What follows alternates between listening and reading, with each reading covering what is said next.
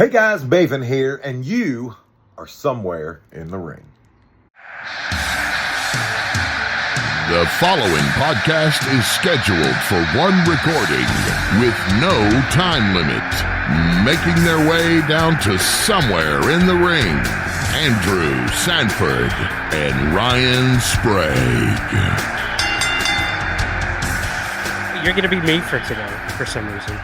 Oh, hell yeah. Perfect. I love that. Yeah, right? Okay. Excellent. Yeah. Don't change a damn thing. I'm not changing anything. You are looking good, Ryan. Something's different. Thanks, bud. Right back at Andrew. You're looking fantastic. Yeah. I think a hat looks good on you. Thank you. Thank you. Yeah. How was, real quick, because I know we don't have a lot of time. How was Toxic Avenger? I was supposed to go tonight with good friend and friend of the show, Jerron Young, and instead we settled on caught stealing because I gave him two options and he was like, I don't think Toxic Avenger would really be my speed. And I was like, fair.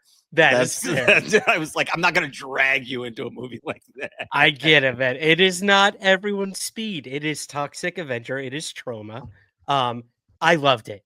I absolutely loved it. It was worth the wait. This thing was supposed to come out in 2023, and they could not find a distributor to put it out anywhere because it was too gross, too gory. Like a great, yeah. I understand what they were saying to an extent, but dude, there are much worse things on television, much worse things in movies that I've seen. So I don't get what the big uproar was. Back in also 2023. Also, from the Red Band trailer, it's easier for me to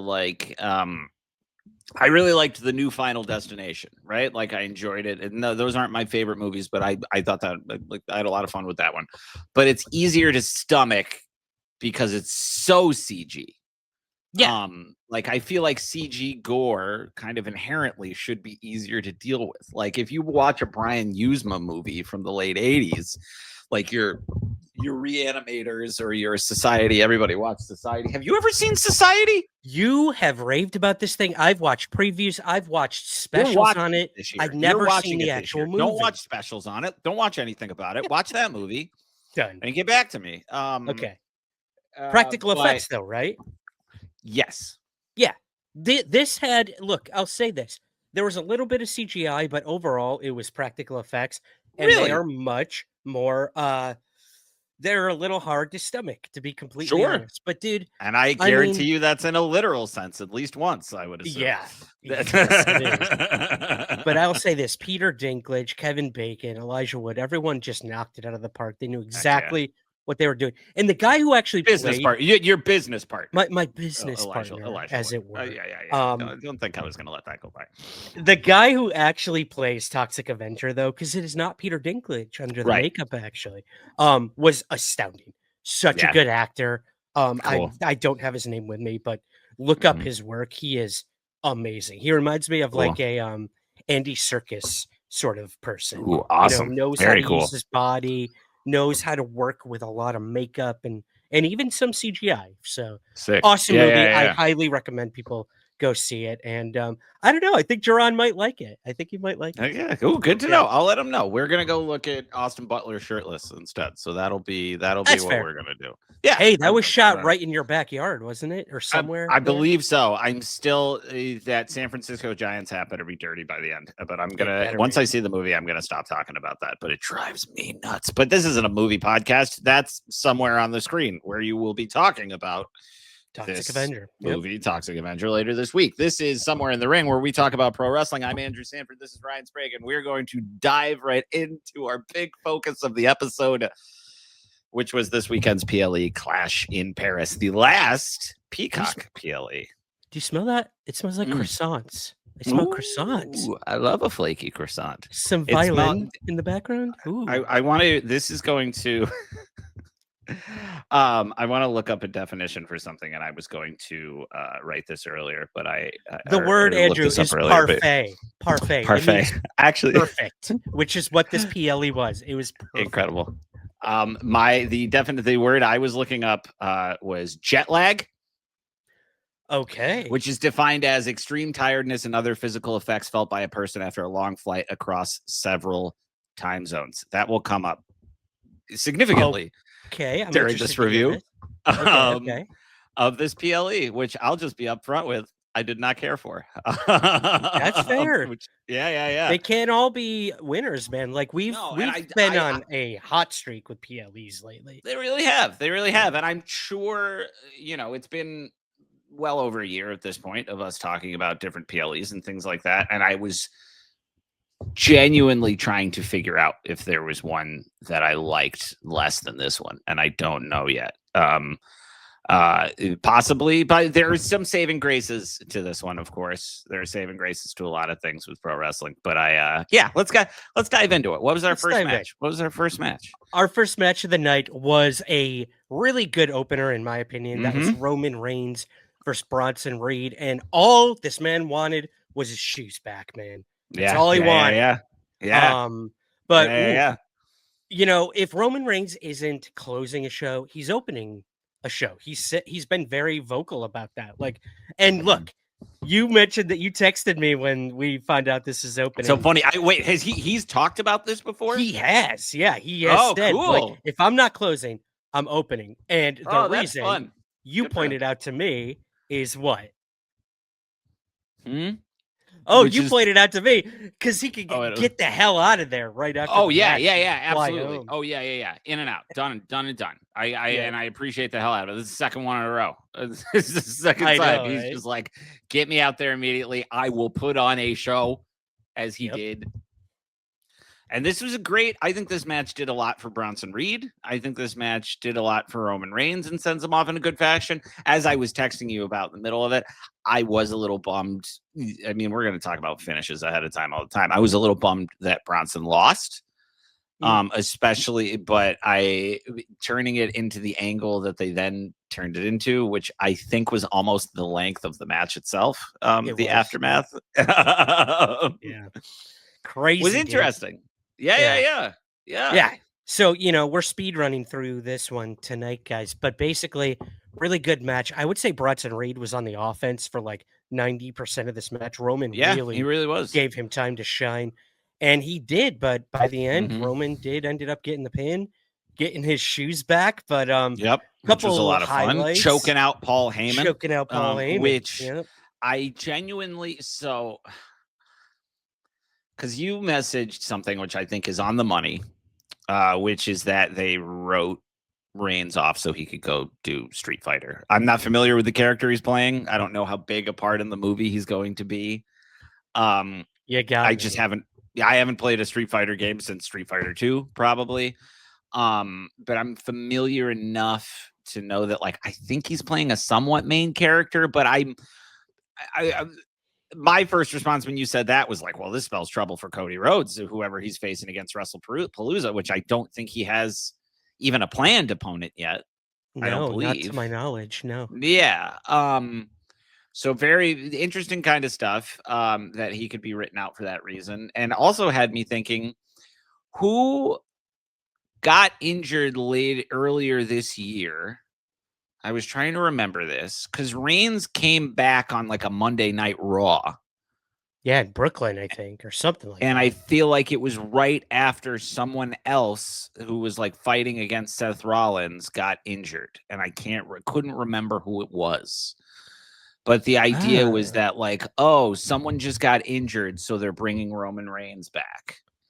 Yes, I remember that. Right? Maybe that person is already back now. It's so much of this stuff starts to. I'm gonna try to look it up real quick. Was it Kevin Owens? No, maybe. You're right. They brought him back. Yeah, this was a month ago. So now I'm trying to, and maybe that person was against Solo. Well, I'll add, we had Paul Heyman sent to the hospital after getting choked out by Roman Reigns. We did. Which was a lot of fun. Roman was signing his sneakers and throwing them out to the freaking audience, which was so cool. I can't even imagine how much those things go for. It was cool. I will say, I was just like, oh, man, you're going to throw them one at a time? Someone's going to get one shoe? What are they going to do with one shoe? I guess something. Maybe sell it. Maybe that's really just all it is. Splitting up the ruby slippers or something. It's sacrilege. Apparently. So, according to Dave Meltzer, Oh, the king Roman of Reigns, truth. Yes. the king of truth. Hey, look, I think he's more accurate than he's not. Reigns will be out for about 4 weeks, and his character is the villain of the movie. Yeah, I would assume it's not going to take too long. Yeah. Wow, look, that's awesome though. I will say he's gotten a lot better on the mic recently, but that does mean that he probably won't have to talk too much, which is always. Yeah. My man was cut out of Hobbs and Shaw. Like that's just a movie that is already not very good, and they were like, we also don't need you in this. What's with that, man? Seth Rollins got cut out of Captain America. Roman Reigns got cut out of that one. Oh man, but Roman Reigns was still in Hobbs and Shaw. He just had no lines. Okay. And it was like a big announcement that he was going to be in that movie. Right. I remember. So I wonder then if that means we're going to see Cody Rhodes go up against Roman Reigns in Street Fighter, because Guile is usually the good guy. What a way to get people to then again, that being said, Cody Rhodes might not be at WrestlePalooza at all. True. Now that I'm thinking about it, if Roman's out for the next 4 months or 4 weeks, then wouldn't Cody have to be? Yeah, if he's filming? Yeah, presumably. Interesting. And Raw is literally happening right now as we're recording this, so maybe there are answers going on. Oh, you're right. It's on UK. European time. I saw that last night, and I was like, oh, yeah. Oh man. But so all that to say, someone got injured. Reigns came back. I kind of wonder if he came back sooner than they would have wanted him to come back. Mm-hmm. So now he'll be out for 4 weeks because the Vision put a hurting on him. Braun Breaker and Bronson really put a hurting on him. I got the numbers here: 2 spears, 3 tsunamis. Wow. I'm going to edit those slightly and say that one was. I'm going to say it's a spear and a half.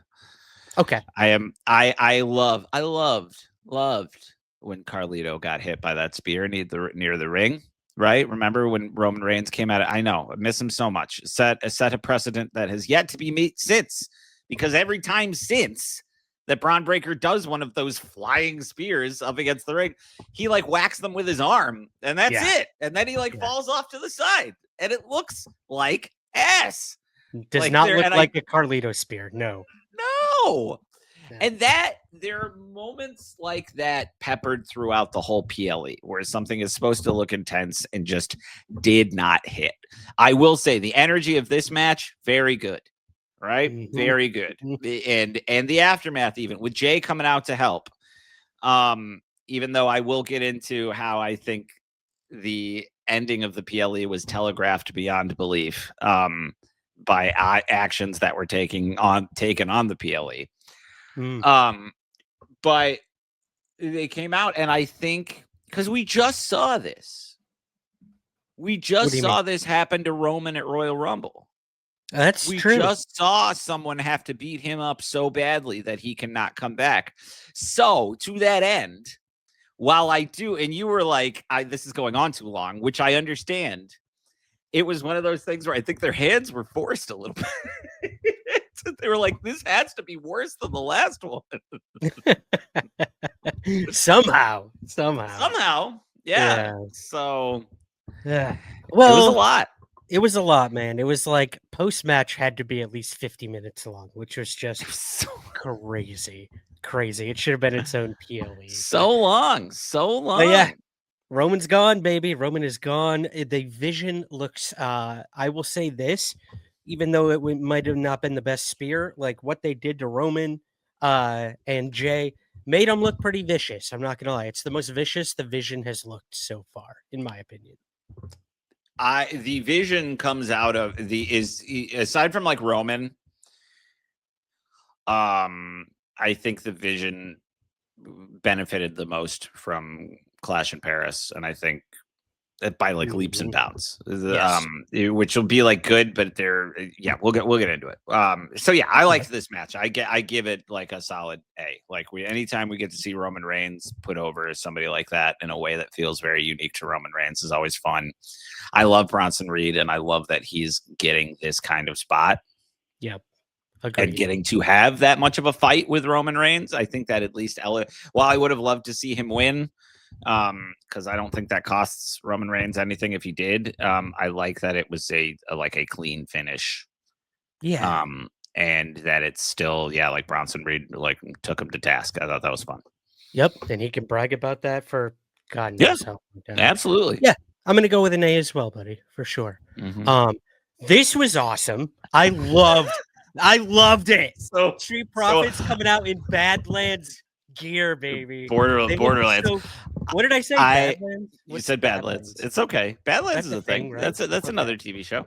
Or is a TV show. Yeah, I missed this part. I missed their entrance. I did not know. I honestly, I looked. I was like, why are they wearing cargo pants? I was like, why are they in like a dystopian future kind of gear? So that's this fills in. It got like exterior cups on of something. They look like skulls. But dude, they came out with these masks. And I'm like, that looks pretty cool. I like what they're doing with it. They look and cool. Then it was then it said brought to you by Borderlands or whatever the hell that is. Sure. Wait, was it that horrible movie that just came out? There was a terrible movie, but the 4th video game comes out soon. Okay. The video games beloved. Yeah, the Eli Roth film. Not so much. I'm not so much. But yeah, we had the Street Profits versus Joe Gacy and Dexter Lumis of the Wyatt 6 and okay. I'm gonna let you go first because you seem to like the Wyatt 6. Am I right in saying that? I do. I like both these teams. Yeah.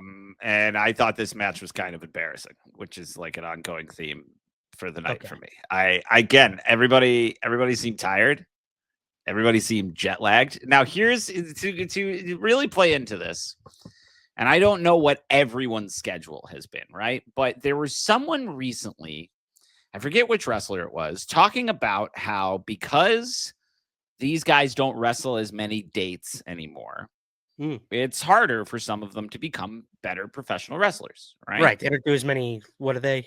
Like live event house shows? As many bonds, have any live events. Correct. Yeah, just having to not work to the cameras, work to the crowd, work to the cheap seats, like all that kind of stuff. It is a whole other skill, and while they get to do it sometimes, they don't get to do it nearly as much. I would say, arguably, mostly for better. They should not be on the road 350 days a year. Like that's absurd. But or like 330 or 340, I think it depends. But they've been on tour for this whole thing. They've been wrestling a lot, like every day. And I think it showed. That a lot of them are not doing that right now. And so everybody this whole night seemed gassed. I thought the first match was the only one that had any. No, sorry. There is one other match. I won't say which one it is yet, but there is one other match, even though I think you probably know. I hope I know. I loved and I thought was great. Everything else was diminishing returns. And it started with this tag match, and it started with them. The energy was off. The things were getting botched left and right. And that was, to be fair, almost everyone. Aside from the other match that was my favorite of the night, which I did not expect to be my favorite. I thought it was going to be good. It ended up being great. Everybody else, I was like, there are just missed spots after missed spots or lame spots after lame spots. There is a clip of Nikki Bella slamming Becky Lynch's head back and forth between the two tables. That is one of the most embarrassing things I've ever seen in my entire life. It's not only bad. That, right after that, she would botch, a kick off the top rope too. That's just the one that's gone viral, and that thing is embarrassing. There was a lot of, and there's plenty, and that's the thing is there was plenty of that in this match as well. There's also them starting to. I love the chaos that has been the SmackDown tag title division. Yeah, right. It's been a lot of fun. You have an embarrassment of riches as far as good teams go. And it feels unpredictable. The Wyatt 6 have kind of taken it over a little bit, but I think being 5 of them works to the whole there's 4 teams coming after your belts, right? I think that's cool. I think that's fun, and I did not think the TLC match at SummerSlam was the end of that. I do not think that the Wyatt 6's gig or gimmick translates well to just a regular tag match. Agreed. Yeah. It just doesn't work. It doesn't work. It just doesn't work. It doesn't work. And it's like, it's just. Well, here was my biggest fear, man, when they first started wrestling. Their premiere in the WWE or whatever was so big, grandiose. Well, yeah, they murdered Chad Gable. They literally killed Chad Gable. Somehow he was okay. Story for another time. But like the cinematography, everything, the blocking, the lighting, everything was so awesome. And then the minute they started wrestling, everyone was like, this is not as like if you're gonna go full in on the supernatural sort of thing, like, and then they start taking their masks off, getting in the ring, sweating, wrestling, botching, like it takes away from a lot of what they originally were. Now it seems like they're kind of leading towards something bigger with them. I don't know what that's going to be, but yeah, sure. It's not for me, dude. I hated this match. I do not care for the Wyatt Six. I never had a connection to Bray Wyatt at all. I hate to say that. Sure. I respect everything he's done, and I think it was really emotional to see like his brother kind of take over and all that. Sure. But I don't get this. I don't like it, and I just. It's not for me. This was by far for me the second to worst match of the night. It did absolutely nothing. I was really pulling for the Street Profits, but it does look like they're moving towards possibly a breakup of the Street Profits. And that's the one thing I'm taking from this match. Maybe I would take that as well if I had any faith in what WWE would do with them separately, because I also don't want to just see them fighting for the next 8 months. I am tired of Yes, exactly. I remember one of the best things that happened for the Dudley Boys is single competitors, and people shit on the draft all the time, and I get it, but they broke up, and then immediately Devon was sent to SmackDown to do something else, and Bubba was sent to Raw to do something else. Like those are when it's more successful. If you want to break them off, fine, right? Like break them up, but separate them. The Angelo Dawkins, both of them could have single title runs easily. And I wouldn't have said that about Dawkins maybe like a year ago, but I think he's very good, and I think he's got a lot to bring to the table. Montez Ford should already be in the world heavyweight title picture years ago. I just don't know why that isn't the case. But such is life. So if it leads to them just separate, great. If it's them fighting against each other, I got like nothing out of this match. Yep. Aside from like a finish that was just, I was like, okay, all right. Yep. Didn't care. Gets a D. It gets a D from me, I think. All right. I'm gonna go with a C minus just because I like the Borderlands masks and the possible breakup. That's about it. All right. I was bored. Speaking of bored, man. Our one women's match of the night, and this is what we got. Andrew, what did you think? It was really bad. It was really bad. Yeah, Becky Lynch. It was bad. Now, and here's the thing. I was definitely I've never like fully stopped watching, right? But I never like. I'm also not the hugest Becky Lynch fan. I do not like her Intercontinental title run. I don't think I think she would have been more useful putting over Lyra Valkyria and Lyra keeping the belt and Becky moving on to something else. Instead, they've kept the belt on Becky, and she's just beating people up or whatever. I don't remember everything, but that being said, Becky Lynch is an incredible wrestler, and I've seen plenty of incredible matches that she's done. Yeah. I can't say that about the Bellas whatsoever. I don't think I thought they were good wrestlers at the time, and they were not. It is a nostalgia reverence. Like there is this reverence for her, even from the product itself, that feels undeserved. I know they were popular. I don't get it. I don't. Yeah. Who was rooting for her? Look, I'm sure people who were like 10 to 14 at the time were rooting for her. I believe that. I believe I'm not the demographic. Yeah. Yeah. It's also like we're just kind of aged out. I also believe like so many of the female wrestlers in the roster are in their 20s and watched the Bellas. Good point. Total Divas was a hit. They were. Oh, she was a big part of that, right? Yeah, exactly. Okay. Like that. That's Yes, totally like fair. that's totally fair. I understand them from a popularity standpoint and wanting to use her because of that. But watching her in a match like this, like you just see her limits really quickly. And that's what this whole Becky Lynch can only do so much. So yeah, this was just bad. It was embarrassing for both people. It really was. Like we mentioned, there were extremely visible botches that were caught on camera. Insane, just, dude. The odd. Okay, we should mention this audience was loud as hell. They were with it. They were awesome. It just like died during this match. Yeah. Joy had met my wife. Joy watched the last match with me because I watched it much later. And she was stunned by everybody singing along to Cult of Personality, even after the music cut off. Like that was pretty awesome. Pretty great. Pretty great. They were into it. Getting the rock goosebumps, baby. I'll tell you. Yeah. But yeah, this unfortunately was for me the absolute worst match of the night. I'm going with a D on this one. I don't know why it happened, but it happened, and what can we do? And one of these people, it will not be their last appearance on the show, but we will get to that. Yeah. Let's move match to of the night. Match of the Donnybrook match. The match of the night. And there's nobody out here that can do anything.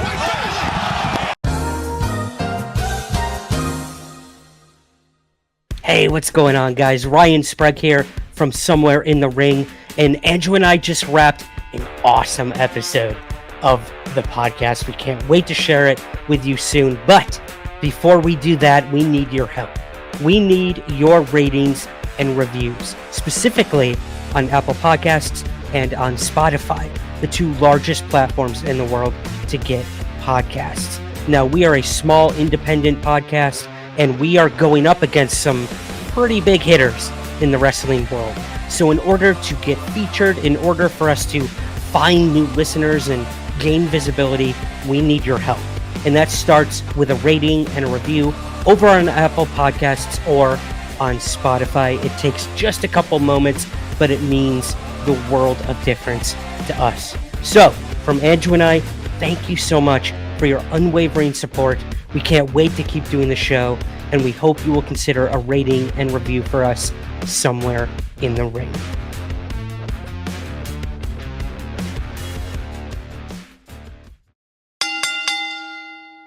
Match of the night. Holy cow. Holy cow. I immediately went on the social media site that shall not be named and started following Rusev and just commenting on every one of his tweets and being like, new fan, I'm a new fan. That was incredible. Oh my God, man. Really this good. Match was exactly what got me into wrestling. TLC 1 was the first match I ever saw of wrestling. And, this obviously was not TLC, but this was, I love gimmick matches. I love gimmick matches where things are used properly. Yep. Yeah. I don't know what kendo sticks have to do with, especially when they had other sticks. Like they had so many shillelaghs around that I'm just like, do you need the kendo stick? Okay. All right. But it was a blast. Big meaty men slapping meat, like just having a great Sheamus. My poor guy, just every mark showing within 3 minutes. Like it just craziness. But a great match, great storytelling, great. Like this is also of the night.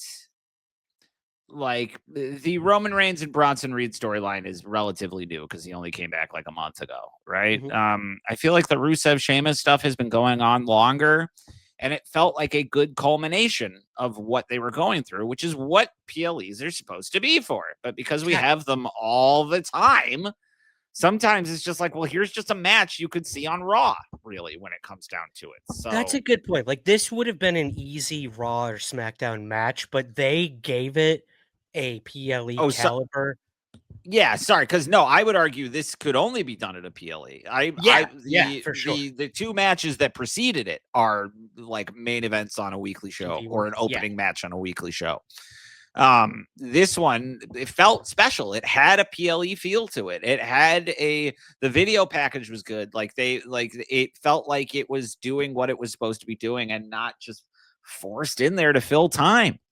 Right, exactly. Or to set up something else, which I would describe about the next two matches, that they were both there for no reason and there to set up like just purely in service of Raw the next night. Mm-hmm. This is an example, I think, of these two guys earned their spot in this PLE. Mm-hmm. Not only that, they far exceeded and they became the one match everyone is talking about. Yeah. So success in they have checked every box, no notes, perfect match, in my opinion. High energy. These guys never, for two big dudes, they never slowed down. Yep. It felt like a brawl. The second tap out ever in Sheamus's career. Cool. I mean, awesome. See, why not? Why not make a big deal out of this? It's also the best thing that could have happened for Rusev. Hopefully it continues in a meaningful way, but it was impressive. It was a good match. Agreed. It gets an A from me. Sheamus got, who got put through a bar? Sheamus got put through a bar. He did. Come on. Yep. Yeah. Come on. Cool. He got this alligator hold or whatever on these whiskey. Yeah. Sure. Eggs. Oh, just whiskey barrels. Love it. I had a shot of whiskey right after watching this match. You did. That's how much Donnybrook it put into my soul, baby. I loved it. Whatever the hell that is. All right. I had to show this. We had two special guests in the front row who were wasted during our next match. Good for them. Yeah. We got Jelly Roll and Post Malone wearing matching denim. It was fun. It was fun to see. Dude. Dude. Let's move to our penultimate match of the night. We had John Cena versus Logan Paul. What'd you think? Oh boy. Might be the worst match of his retirement run so far. Really? Okay. Yes. And I not just look. One thing, botches like crazy in this. I think this is also one of the things where the blurring of lines worked against it significantly, right? Because in all the video packaging, is Cena telling him they can smell your bullshit. They know when you're only trying to use this business and yada. And I think Logan Paul did nothing to disprove any of that in this match. Okay. Nothing. It is still okay. He goes out and he does his thing at a PLE.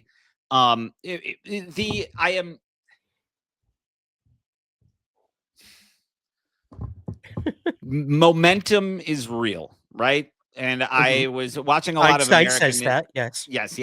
I was watching American Ninja Warrior Jr. with my kids yesterday. I started getting them into that. They love it. Because they get to see little kids climbing on obstacle courses, basically, right? And sometimes you'll see those kids they have to move in one swing to do a thing, and it's really impressive. When your body is moving.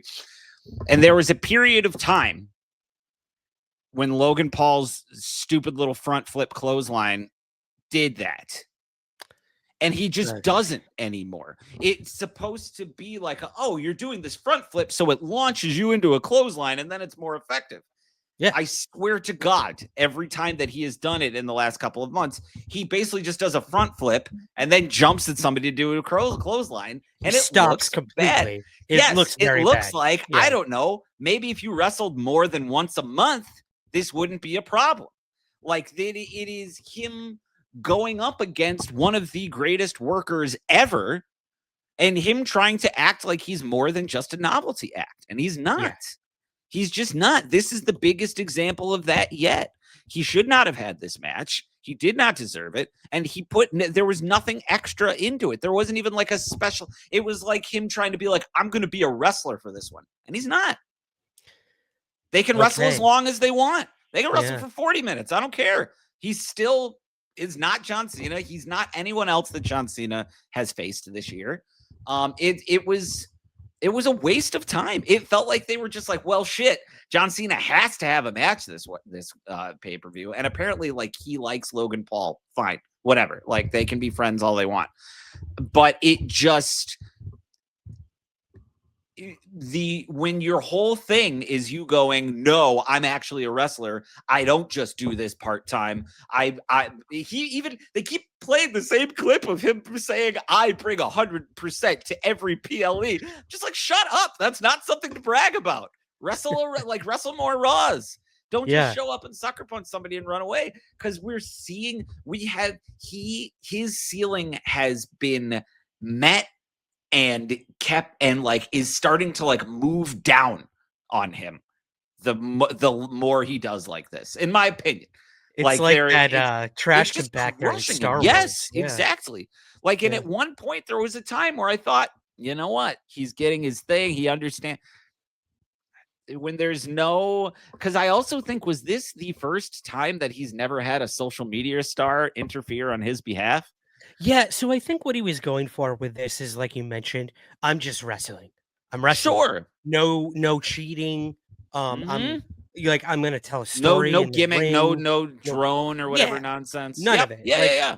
So, I guess some credit where credit's due, but like you said, dude, this guy does not deserve the time that John Cena is giving him when AJ Styles could have been in that ring. Randy Orton, but Cena's already faced them. That's the other snag too, is they just kind of like, it felt like they ran out of steam. And Cena was I was interviewed somewhere today or yesterday where he was talking about how he basically admitted that his heel turn was bad.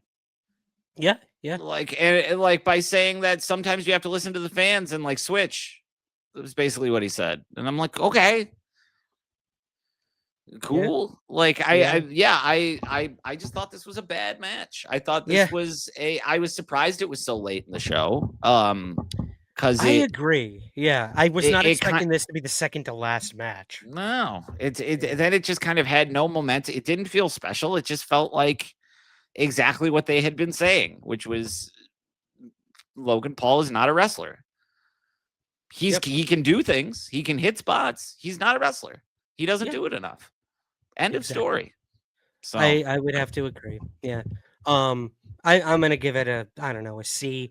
The crowd. No. Don't pull back. Tell me why you liked this match. Because when I texted you last night, you were surprised, and that's fine. I think in the moment the crowd really got to me, and that's the reason I just brought them up. It did, like, I think every moment now it's sinking in for me, and I wasn't even like a huge Cena guy, but it's sinking in that this is the last time he's in France. This is the last time he's in whatever, England. And the crowd is just pouring their hearts out for him. Oh yeah. And by the end of that match, dude, like, it was just, that place was just, the roof was about to explode. Sure. And I loved that. I think that kind of put some rose-colored glasses over my eyes of what I just seen. I did not notice all these botches that you were talking about, to be completely honest.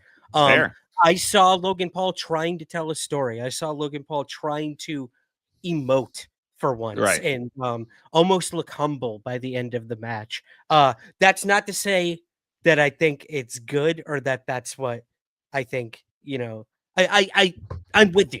I don't think this guy should be getting the time he's getting. He's not a WWE wrestler. He's playing one on TV, and that's it. That's it. Yeah. So that's it. I genuinely, I was like, I'm trying to think if there's even a way to set, like, he should have just been wrestling like once a week this last month, or even like 3 weeks, something to even build up to that. Like, the idea, even just from a storytelling perspective, it's him trying to say, I'm not this thing, and then just going and being that thing. I know. Like, why not have him wrestle him on Raw if it's such a big, like, it's just none of it added up. And then it might, just again, another D. I can't give it enough because I love Cena so much. And he tried. I think they both tried. I think it's just like, it's like John Cena said, I can smell Logan Paul's bullshit. And I'm so thoroughly over it at this point. And I thought that was like just a prime example of that. And then I do want to say, before we move on, right before this match, Adam Pearce told Braun Breaker and Bronson Reed that they had to leave the building or else they would be suspended indefinitely. Yeah.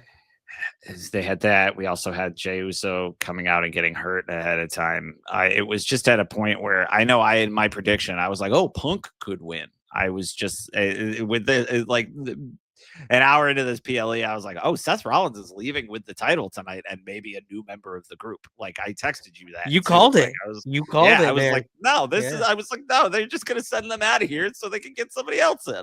The minute those two got ejected, you texted me, you're like, new member showing up tonight. And I was like, oh my God, how did I not think about that? Wow. And you could not have been more right. Let's get to the main event. Clash at the Castle. We had Seth Rollins versus LA Knight versus CM Punk versus Jey Uso in a fatal 4-way. I loved how this match started. Right when the bell rang, with the kick. Yeah. CM Punk kicked Jey Uso in the face and sent him out of the ring. And LA Knight and Seth Rollins looked at him stunned, which is an exact reference to there was a 3-way match between Triple H, Shawn Michaels, and John Cena. Mm-hmm. And Shawn Michaels did the same exact thing. Kicked Triple H in the face, sent him out of the ring, and Cena looked stunned. I love these callbacks when they do this. That stuff. It was fun, and there's definitely look, we have 4 of the best wrestlers on the roster. So 100%. But again, Michael Cole said something that ended up being because Michael Cole has now become like a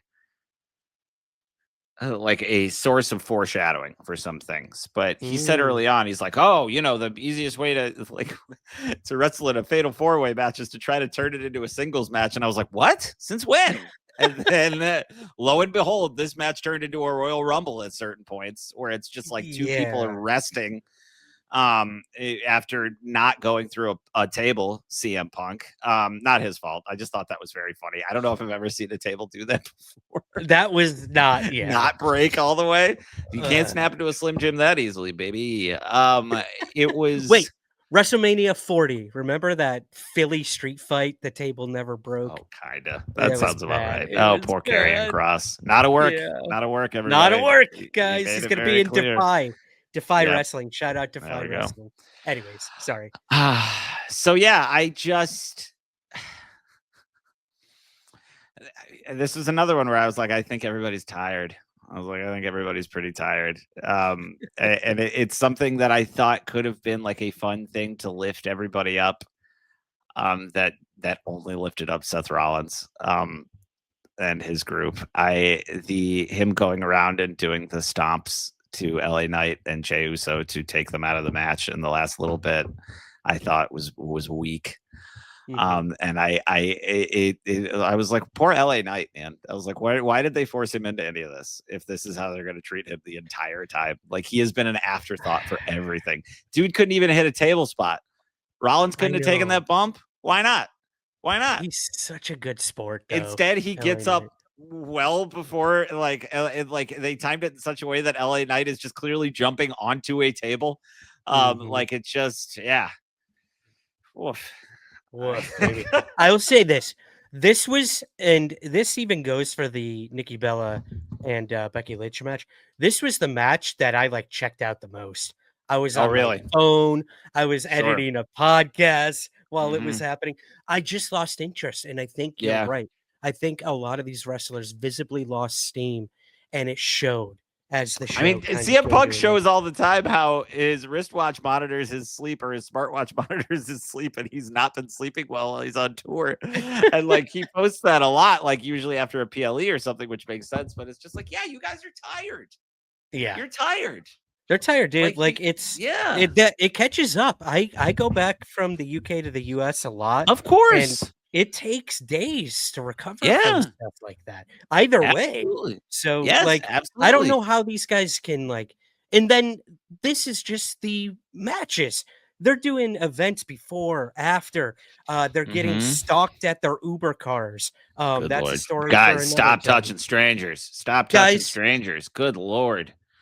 That stuff is horrendous. People everywhere, stop being freaking creepy and stop being assholes, please. So bad. People are human beings. Yeah.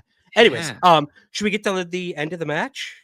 Yeah. So again, Seth Rollins easily took out LA Knight and Jey Uso like they were nothing. And then goes back inside the ring, tries to take out Punk. Punk gets him and a little go to sleep action. Then he collects him to hit him again and then yells. And then somebody comes in dressed like a ninja and gives him a low blow. Then has a very hard time getting their hoodie and face mask off. Yep.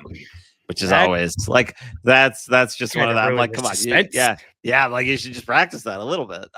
Also, I like I said, I am a fan of Becky Lynch. It does crack me up that she is and always has been rail thin. Yeah, like she is so tiny. She is such a tiny human being. I'm like, yeah, who else could it possibly be? And I've been wanting this for months. So obvious. You have, yeah, you have. That's true. Yep. That's true. Like this was the logical next step for me. Or a new member in general. Her specifically for a couple to like. It makes sense. I want her to wrestle CM Punk. I think you know what, like either I could see one of two things happening. She loses the belt and like starts working with the Vision. They all get belts, and this faction is unstoppable. Yeah, and I could see that happening. Yeah, they're gonna evolution this thing. Absolutely. That's what I'm thinking. Yeah. Becky Lynch, member of the Vision. Yep. I ended the pay-per-view going like, oh, Raw's probably gonna be fun tomorrow. Like that's we shall see. As we said, we're recording this as it's happening. Yeah. So God only knows what's going on. But it should be a good Raw. We'll talk about it next week, I'm sure. But it ended. Seth Rollins retained, new member of the Vision. CM Punk yet again breaks all our hearts and doesn't get the opportunity he so rightfully deserves. But probably gonna take it from him in Mania. At least I would be happy if they just saved it until Mania at this point. Now, I'm with that. I could see that. Yeah, I think why not? It would mean so much more for sure. Yeah. For sure. That being said, like I don't know if let's see. It's September and Mania is in April next year. So conservatively, there will be 30 PLEs between now and then. But who knows? There's also like rumors that they're going to try. Sorry. They're apparently going to push WrestlePalooza really hard. Sure. Why? Whatever. Which I wonder if they have they keep saying it's I've never heard of that before, and I guess it was a WWE event at one point, so maybe it's on Peacock or something. But interesting. Oh yeah, we'll have to look that up. I remember hearing that at some point. But this match gets like a C because I was really excited for the I knew what was coming, which is both helped it and hurt it. Yeah. Because I was just like, okay, I'm not in, and I watched it later because we were watching it, and then we went out to dinner because the boys start school on Thursday, so we were like had a little celebratory, and then so I watched this later, having had cheesecake, and I got to eat cheesecake while I was watching it, so even better. We went to the Cheesecake Factory, no big deal, and I brought some home. I love that place, man. It was pretty great. I went there for the first time like a year ago. I'm hooked. It's good stuff. Good but stuff. I was excited to watch this match. I remained unspoiled. I was like, I know what's going to happen, but let's see if I'm right. And I did not expect to be right to this extent. It was so funny is of all the new members, the one I wanted the most didn't even cross my mind once last night, even though it makes the most sense until she showed up. And I was like, oh, I saw a little string bean and a black lady come up, and I was like, hey, Becky Lynch, good for her. One of the WWE loves doing this black hoodie over the face. And again, like I get it, but without a successful whoosh, it's meaningless. Even her like crotch shot looked bad. It was just like it was not the night. See, that's where I disagree. I feel like she got him right on the junk. Like if you watch that again, did a little Paul Heyman ringing of the bells. Like that's yeah. That's I also fair. wonder what Punk and Lynch's relationship is like. We gotta touch on that before you go.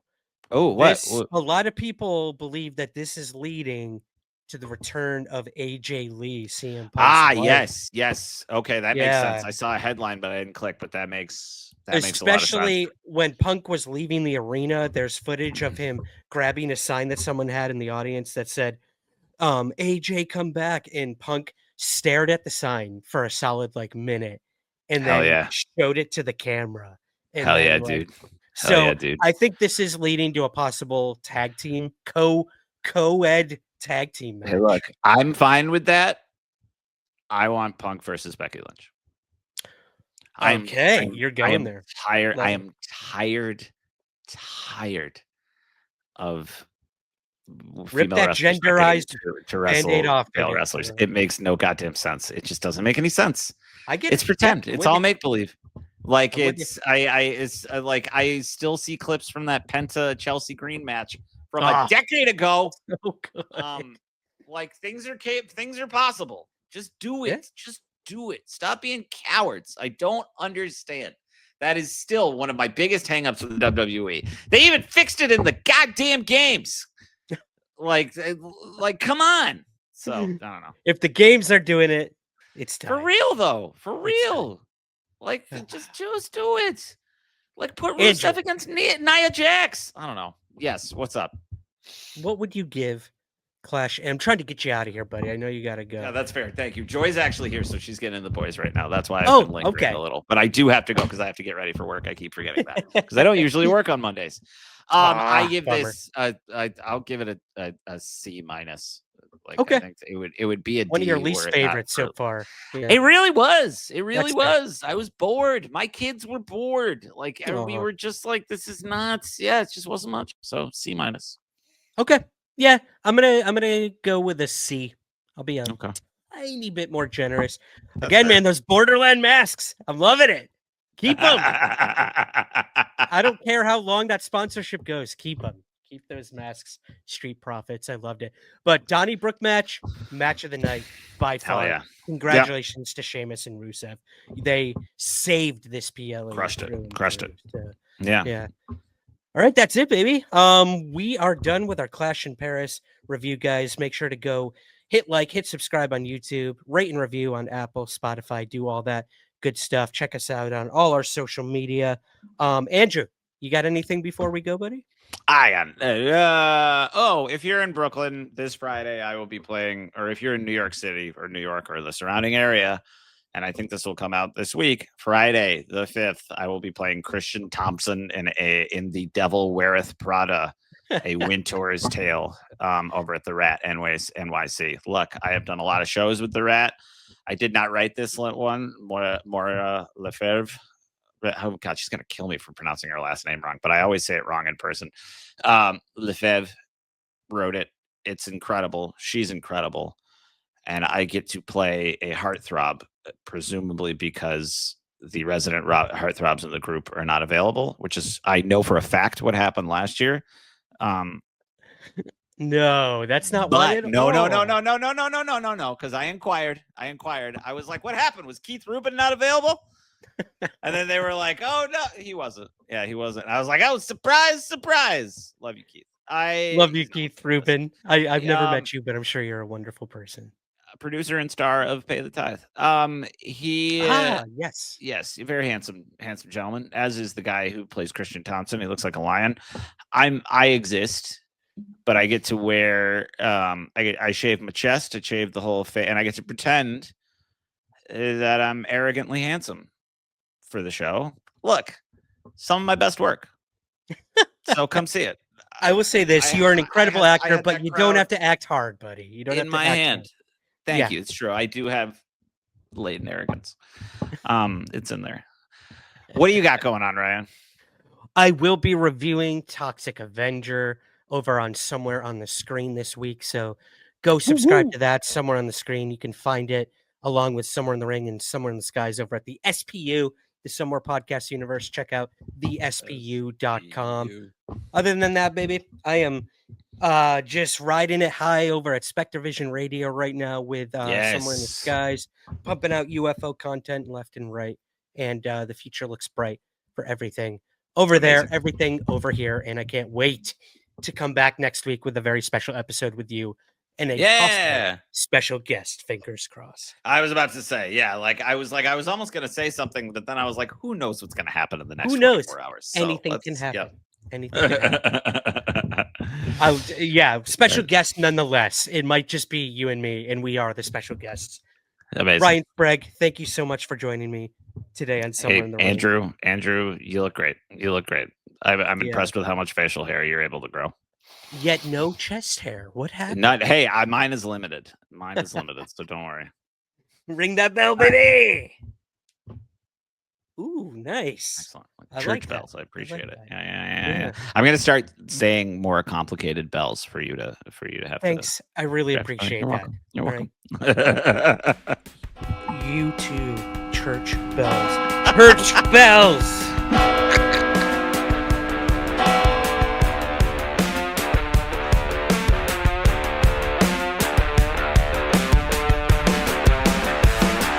This has been Somewhere in the Ring.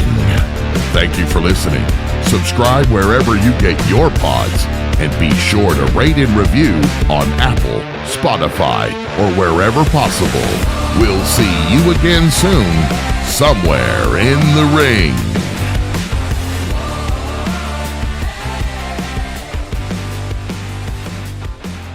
Somewhere in the Ring is part of the Somewhere podcast universe. Please take a moment to rate, review, and subscribe on Apple Podcasts and Spotify. To learn more about all of our shows, visit thespu.com.